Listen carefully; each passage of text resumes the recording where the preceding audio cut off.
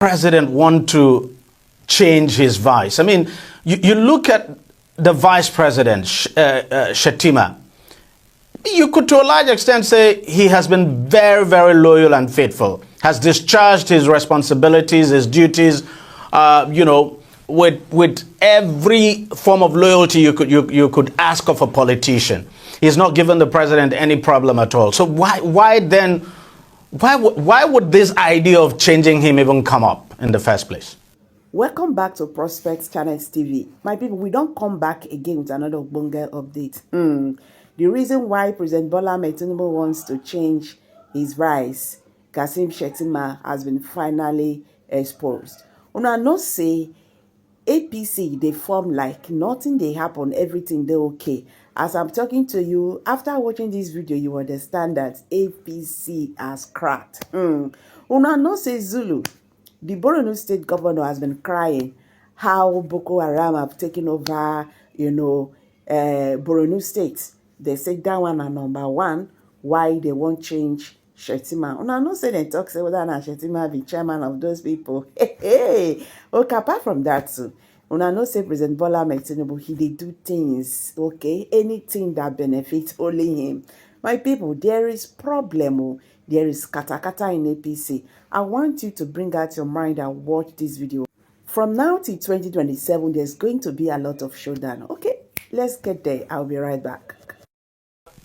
Again, this is speculation at this point. We cannot in good conscience say that's going to happen. True. But if you look at the antecedent of Mr. President, he has a penchant for changing his deputies.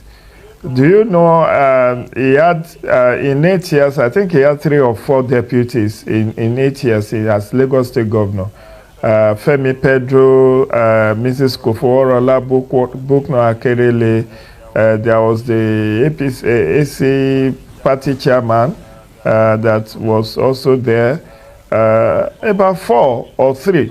So he has that penchant not to share his office, which is why even under this presidency, he has made it clear that it's not Tinubu Shettima presidency, but Tinubu's presidency. How has he made it that way? Because I mean, Shettima has been doing very well. He's been quite visible. Has been representing the president at functions. He's been attending functions himself. Has been traveling. So what exactly then could be the issue? Is this just for political reasons? Have you seen the Deji? You are a political juggernaut in the area of journalism. Have you ever seen the president handing over to Shettima, even for one day? Well, I'm not even aware. All the presidents have done the same thing. Of course, that's a point. Which of course. No. Yes. No. Under Buhari presidency in his first tenure, he actually ceded power to Oshiba. Of course, he did, but we also know what happened after then. I mean, So what I'm telling you is that no matter how long Tinubu is out of the country, he never allowed Shettima to be acting president. But let's leave the issue of loyalty. It's not so much at this point. This is a midterm period. We do not know what will happen in the next 2 years. But I think people have also pointed to the kind of what Professor Zulu, Babagana Zulum has done with the lambasting of Nigerian military over the handling of Boko Haram, the rebounding of Boko Haram, that he didn't actually. You think when Zulum, I noticed Zulum do that as well, and you think Zulum was just like acting the vice president's script? Because at some point too, I was surprised at Zulum's position, given that, look, his political godfather is the vice president of the country, and so you would expect that he ought to be circumspect in some of the things he comes out to say. Exactly. What people thought was that he has access to the president. And what he could have done is to seek audience with the president, to have a tete-a-tete with him, and not to openly embarrass the Nigerian military, to the point that there was even an exchange, very hot exchange between Zulum and the Minister of Information and National Orientation. And then, there is also the issue about where the vote is for 2027. My brother, Dr. Hamisu Abdurrahman, mentioned the issue of exchanging exchanging Shettima for Ganduje. It's with 110 political associations seeking registration, and with the gathering of the northern leaders against Tinubu presidency, the fact that the CPC bloc in APC has expressed dissatisfaction with what they have been able to get out of Bola Tinubu's presidency, the fact that the Muslim ticket doesn't seem to have given the North so much largesse that they expected, the president have to weigh his options. While Bonu is a given for him, he will win. But don't forget that in the Northeast, APC only had 3 states out of 6. Bauchi, Taraba, and Adamawa are under PDP. And the president has not been able to woo successfully any of these 3 governors in the Northeast to join APC. But he has been able to get governors in the South, and what the president may be looking at right now is a counter move to a possible registration of ADA, where people like Atiku Abubakar, El Rufai, and some northern power brokers seems to have sympathy for. So if he is able to trade off Ganduje for Kwakwanso with the vote of Kano and the vote of Kaduna, and the fact that the Kebbi is already, even the power brokers in Kebbi has joined the APC, the governor, and I foresee a situation where the Zamfara governor may also join the APC. So the president may actually be looking at appeasing the Northwest with a vice presidential slot. It may not necessarily be Kwakwanso, but let me just be somebody from the Northwest. Let's just pause it there. Even though personally, if you ask me, I don't see Ganduje replacing Shettima. I don't even see Ganduje picking up the vice presidential ticket. But no, not Ganduje. I'm talking of Kwakwanso, not Ganduje. Okay. Kwakwanso is the person I'm talking about. I see. But let me come to you, Dr. Hamisu. What's your own take in all of this? I mean, why do you want to fix what is not broken, so to speak? I mean, because the vice president hasn't done badly. Yeah, you see, DG, there is a clear difference between when you are trying to survive and when you play real politics that has to do with control indices and indicators that this is about political expediency. The outcomes of your permutation. Now, what do I mean by that? Mr. President is run against different tides. Part of the tides is run against is the fact that they not feel shortchanged. They not felt that the bulk of his presidency and the fight to enthrone his presidency rested on their back, and that at the decisive moment that they needed him most, he betrayed them by giving appointment to those that never worked for his success in the first place. And the alignment is real. People ridicule it. People thought it is not real. I think what the strategists of Mr. President don't want to see is the coming together of the trio, El Rufai, Konkoso, Atiku, and others like them that flouted this issue of coalition building. So the strategy, from what I am familiar with, is to convince Konkoso to come back to APC, so that, in winning of elections in Nigeria, in terms of the states with the largest votes, you talk about Lagos, Kano, Port Harcourt. Now, once these 3 are secured, they have the largest voting population in terms of state-by-state analysis. When you talk about the regions that have the highest voting population, you talk about the Northwest, then Southwest second.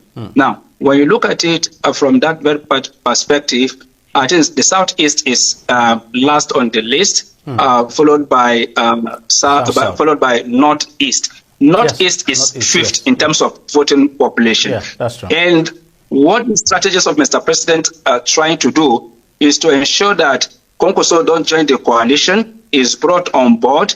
And then for the fact that Konkoso has been minister, he has been governor, so what would you possibly offer him, if not the vice presidential position? If it were to be a normal political situation, your argument, Deji, will hold water. Because, as you said, one of the key things that people look out for in politics will be, one, loyalty, two, capacity to do your job, three, being able to protect the interest of your principal. In all of these three qualities, he possesses it. And I think it is still the same quality that drove Governor Zulum to do what he did, because they will see it as a betrayal.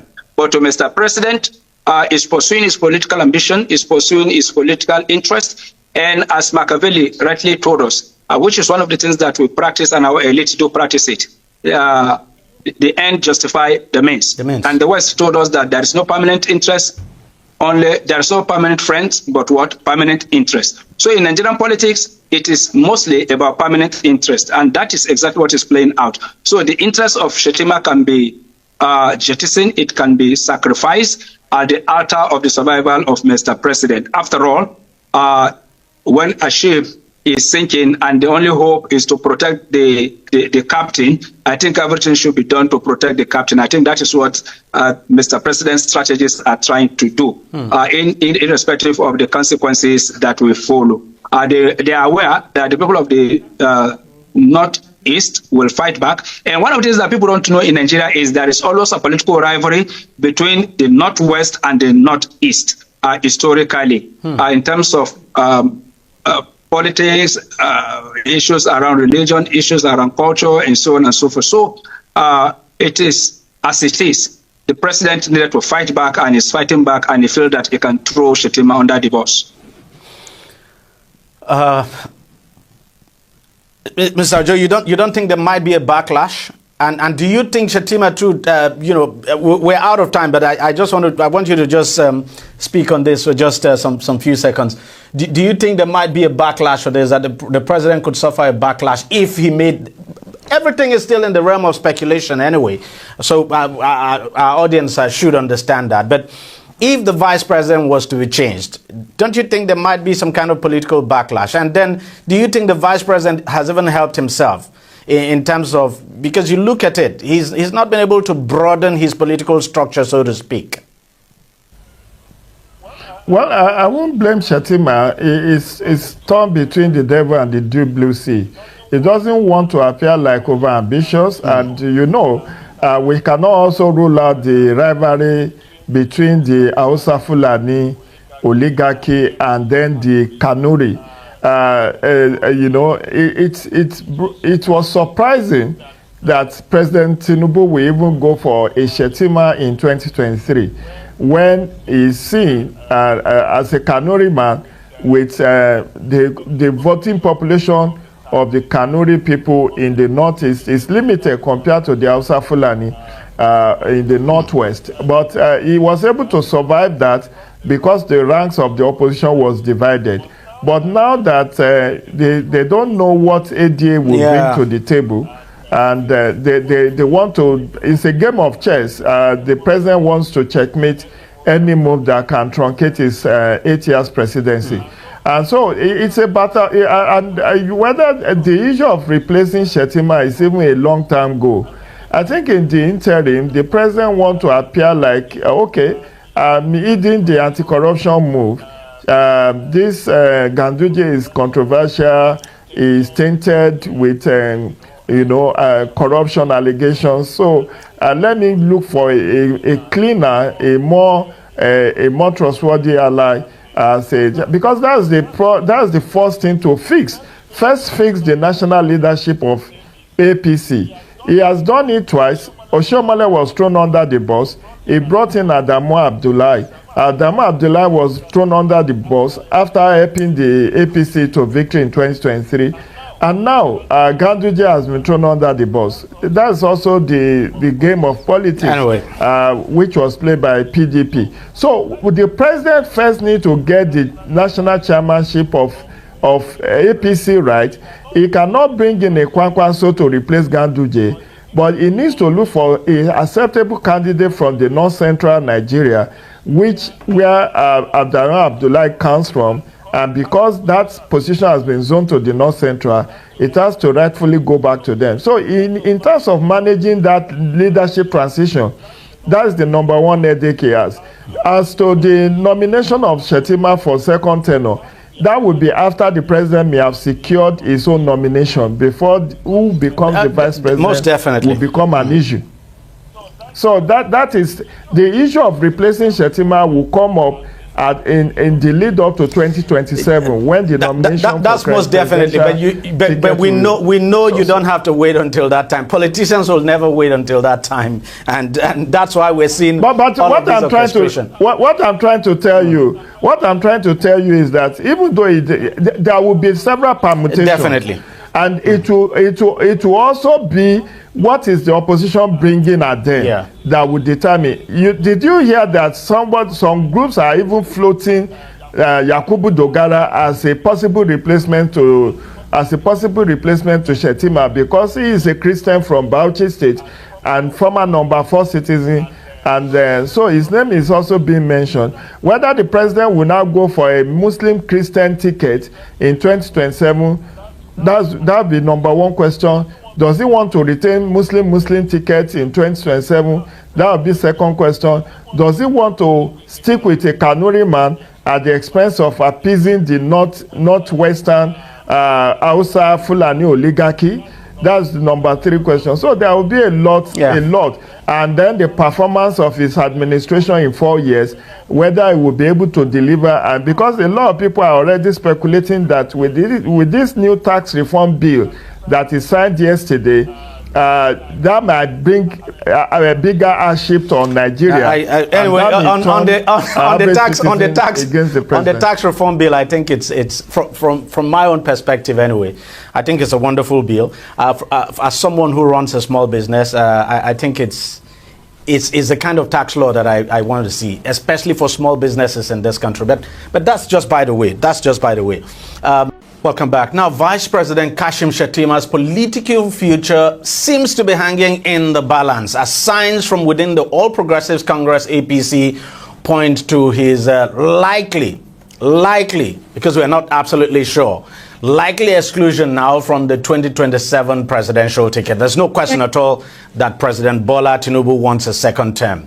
But whether Shettima is going to be on the ballot with him is difficult to tell at the moment. Now, there are ongoing political permutations that could compel President Bola Tinubu to drop him for another running mate. Now, this comes as 4 northern governors, 2 each from the northeast and northwest, and 2 principal officers in the 10th National Assembly are reportedly eyeing the VP seat. Now, reportedly, nothing here is confirmed, but if you've been following the politics and the APC and the intrigues we've seen, especially that big fight in the Northeast APC gathering recently, then you would understand that, there just might be no smoke without fire. Now, following the chaotic APC Northeast stakeholders meeting, some governors and lawmakers have actually begun positioning themselves as potential vice presidential picks.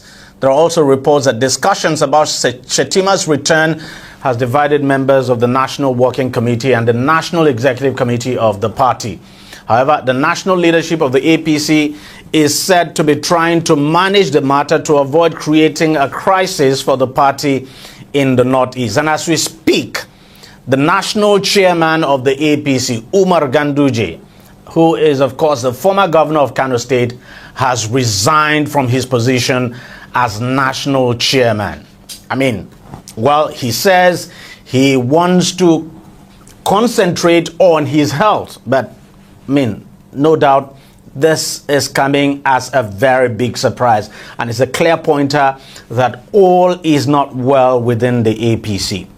All isn't well within the APC. Well, joining me to discuss all of this is political affairs analyst Jide Ojo, and I also have joining us as well Abdurrahman Abu Hamisu, both of them, of course, joining us from Abuja. Gentlemen, thank you very much for coming on the program. Let me come to you, Mr. Ojo. Let's start with the resignation. Before we talk about the VP, let's start with the resignation of the APC national chairman, coming as a very big surprise. What do you make of it? Thank you, Deji. It came as a rude shock and a surprise, but in the game of politics, it's a game of intrigues.